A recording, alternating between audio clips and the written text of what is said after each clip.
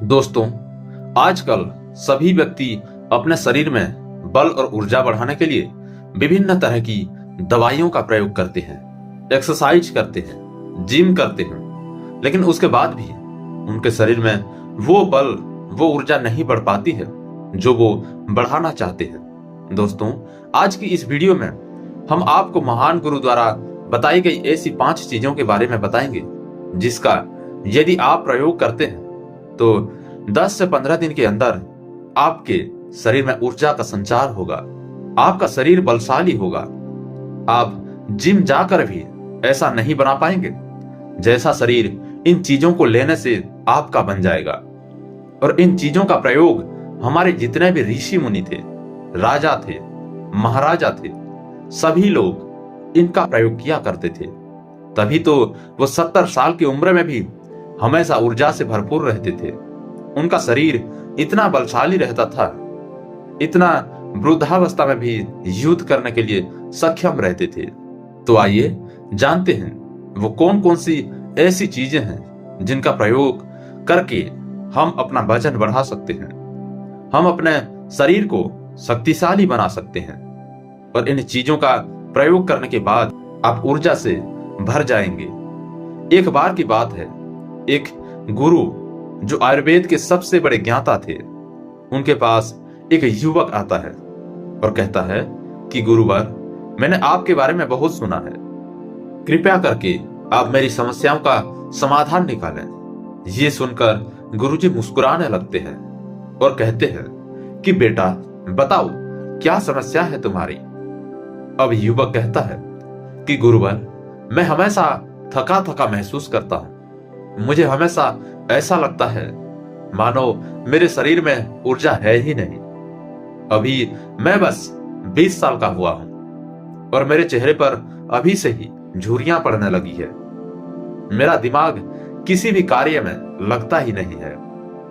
मैं दिन भर हमेशा आलस्य से भरा रहता हूं। आधे से ज्यादा समय मैं बीमार रहता हूं। मेरे शरीर में बहुत सारी बीमारियों ने घर बना लिया है।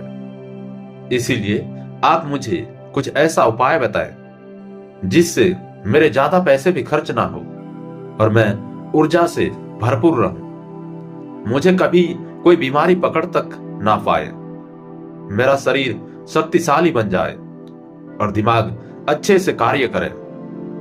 युवक की पूरी बात सुनने के बाद गुरुदेव कहते हैं कि बेटा, आज मैं तुम्हें ऐसी 5 चीजें बताऊंगा जो आसानी से तुम्हें तुम्हारे घर पर ही उपलब्ध हो जाएगी। इसका नियमित रूप से उपयोग करने से ना केवल तुम बीमार पड़ने से बचोगे, बल्कि उनका प्रयोग करने से तुम्हें कभी भी थका थका महसूस भी नहीं होगा। तुम पूरे दिन ऊर्जा से भरे रहोगे। लेकिन इसके लिए सबसे पहले आपको अपने शरीर के बारे में समझना होगा।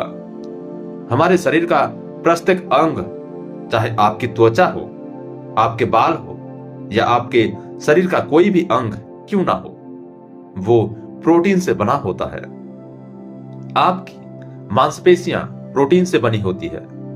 जब आपके शरीर में प्रोटीन की कमी होती है तो आपके शरीर के प्रत्येक अंग पर उसका प्रभाव पड़ता है। इसीलिए आपको पर्याप्त मात्रा में प्रोटीन जरूर लेना चाहिए। लेकिन जब व्यक्ति को यह पता ही नहीं होता कि प्रोटीन किन किन औषधि से बनता है तो वो उससे वंचित रह जाता है। प्रोटीन हमारे शरीर में मांसपेशियों को रिपेयरिंग का काम करता है और इससे शरीर का विकास भी हो पाता है।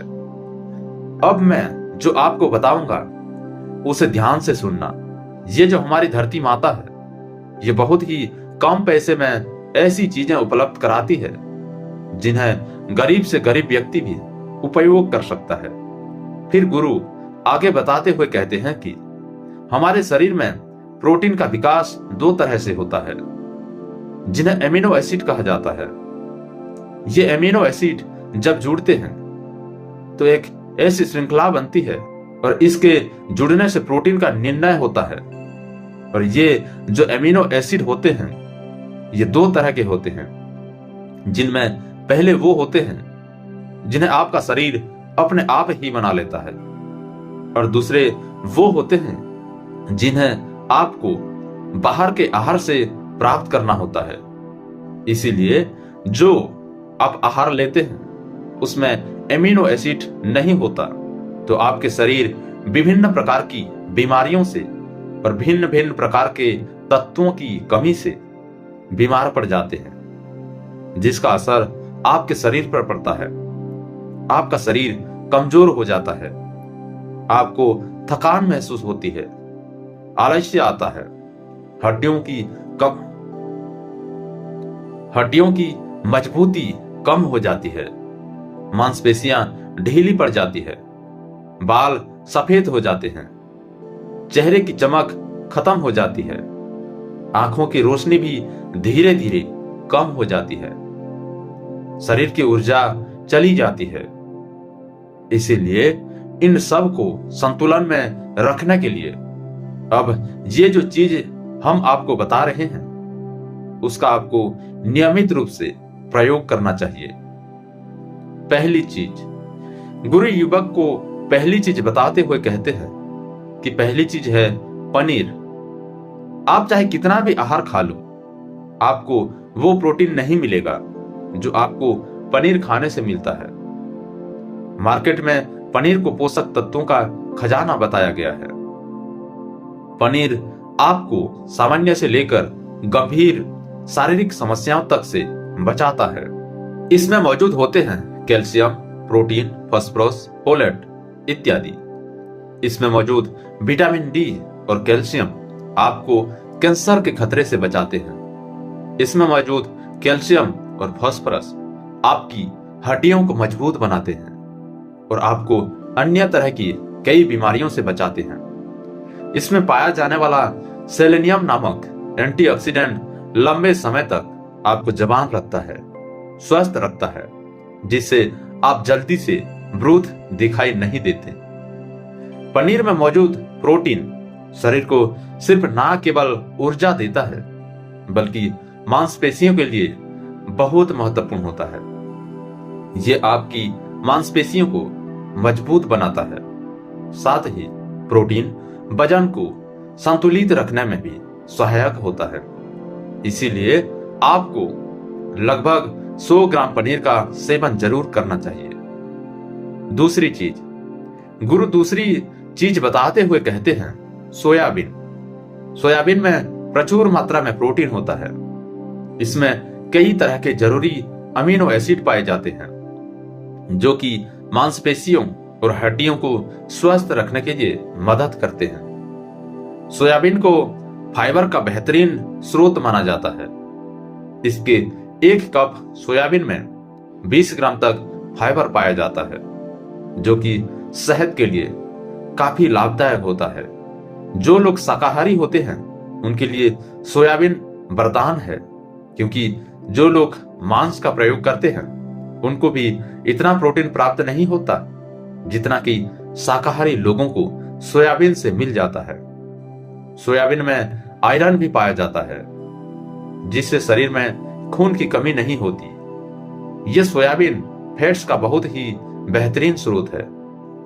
सोयाबीन की मदद से शरीर में कुछ ऐसे हार्मोन निकलते हैं जो मानसिक संतुलन को बनाए रखने में लाभदायक होते हैं। सोयाबीन के सेवन से हड्डियों की मजबूती ज्यादा होती है और ब्लड प्रेशर भी कंट्रोल में रहता है। सोयाबीन का प्रयोग आपको 100 ग्राम ही करना चाहिए। सोयाबीन को कुछ देर तक पानी में भिगाकर रख देना है। पानी में भीगने की वजह से ये नर हो जाता है।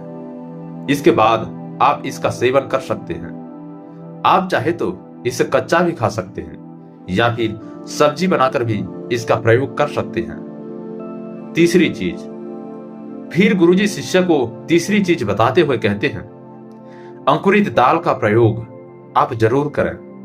दाल में हरे मूंग की दाल, मूंग की छिलके वाली दाल और चने की दाल का भी सेवन करना है। ये तीनों ही प्रोटीन के प्रमुख स्रोत है। इन अंकुरित दालों में आपको अच्छी मात्रा में फाइबर भी मिलता है। जब आपके शरीर में फाइबर अच्छी मात्रा में जाता है तो ये आपके पाचन के लिए बहुत ही अच्छा होता है। जिन लोगों को कब्ज की समस्या होती है वो निश्चित रूप से अंकुरित दाल का ही प्रयोग करें, जिससे उनके कब्ज की समस्या बिल्कुल खत्म हो जाएगी और आपकी आंतें साफ होना शुरू हो जाएगी।